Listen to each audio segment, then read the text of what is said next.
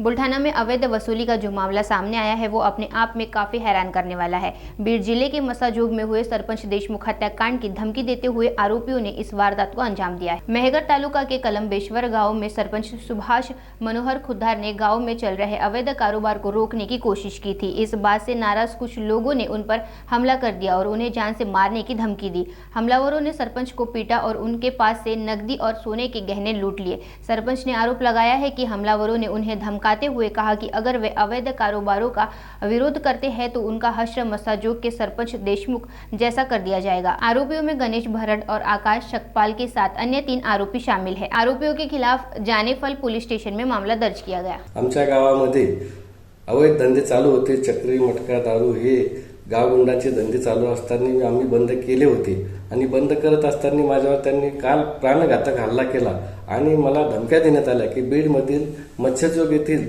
सरपंच तुला केल्याशिवाय राहणार नाही। जर का तू हे धंदे आम्हाला करू देत असशील तरच तुला आम्ही जिवंत ठेवू आणि तुझे कुटुंबही जिवंत ठेवू, परंतु तू जर हे आम्हाला करू दिले नाही तर तुझ्यावर आम्ही खोटे गुन्हे दाखल करू आणि तुला आम्ही जेलमध्ये सडवू।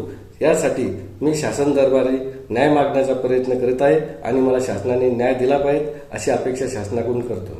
पोलीस स्टेशन जानेफळ येथे ग्राम कळंबेश्वर येथील विद्यमान सरपंच यांचे पती श्री सुभाष खुरत यांनी पोलीस स्टेशन जानेफळ येथे अपराध क्रमांक 1/25 कलम 309(2) 115(2) वगैरे BNS कायद्याप्रमाणे गुन्हा दाखल केलेला आहे आणि सदर गुन्ह्यातील आरोपी गणेश भराड आणि इतर 4 जणांनी त्यांना धक्काबुक्की मारहाण केल्यास त्यांनी फिर्यादीत नमूद केलेलं आहे। तसेच आरोपींकडून आरोपीच्या पत्नीने सदर सरपंच पतीविरोधात विनयभंगाचा गुन्हा दाखल केलेला आहे।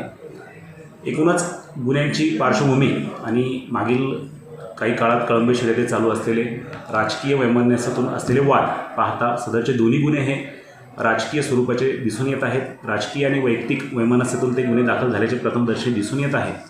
सदर प्रकरणी पोलीस गुन्ह्याचा सखोल तपास करत आहे आणि सत्य समोर आणून आरोपींवर योग्य ती कारवाई करत आहोत।